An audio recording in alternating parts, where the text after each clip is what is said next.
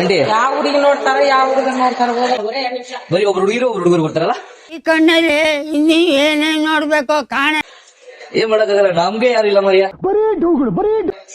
ಎಲ್ಲಾ ಕರ್ನಾಟಕ ಜನತೆಗೂ ಈ ಬಡವ ಮಾಡುವ ನಮಸ್ಕಾರಗಳು. ಈ ಮಾಸ್ಟರ್ ಪೀಸ್ ನ ಎಲ್ಲೋ ನೋಡ್ದಂಗದಲ್ಲ.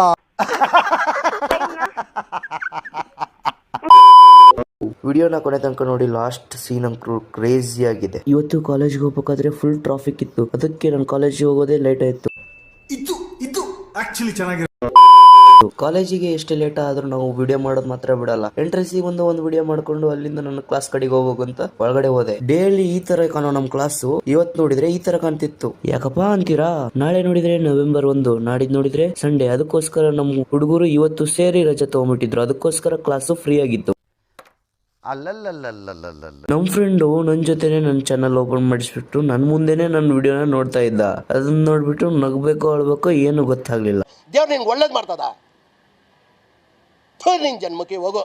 ಅದಾದ್ಮೇಲೆ ಇವನು ನೋಟ್ಸ್ ಬರೀತಾ ಇದ್ದ. ಇವ್ನು ನೋಟ್ಸ್ ಬರೆಯೋದ್ ನೋಡ್ಬಿಟ್ಟು ನನ್ಗೆ ಏನ್ ಮಾಡ್ಬೇಕು ಅಂತ ಗೊತ್ತಾಗ್ಲಿಲ್ಲ. ಯಾಕಂದ್ರೆ ಇಲ್ಲಿವರೆಗೂ ನಾನು ಒಂದು ನೋಟ್ಸೇ ತಗೊಂಡಿಲ್ಲ ಪರ್ಟಿಕ್ಯುಲರ್ ಸಬ್ಜೆಕ್ಟ್ ಅಂತ. ಏನಂದೆ ಇನ್ನೊಂದ್ಸಲ ಹೇಳಿ. ಇಲ್ಲಿವರೆಗೂ ನಾನು ಒಂದು ನೋಟ್ಸೇ ತಗೊಂಡಿಲ್ಲ. ಅಣ್ಣ ಸಖತ್ ಆಕ್ಟಿಂಗ್ ಮಾಡ್ತಿದ್ದೆ ಕಣ.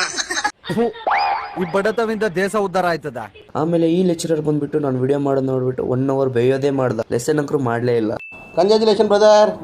ಗ್ರೌಂಡ್ ಅಲ್ಲಿ NCC ಹಾವಳಿ ನಾಳೆ November 1 ಇರೋದ್ರಿಂದ ಹಾಗೆ ಅದನ್ನ ಮುಗಿಸ್ಕೊಂಡು ಕಾಲೇಜ್ ಒಂದ್ ಬೈ ಹೇಳ್ಬಿಟ್ಟು ಬಸ್ ಹತ್ಕೊಂಡು ನಾನು ಮನೆ ಕಡೆ ಬಂದೆ ಅಷ್ಟೇ.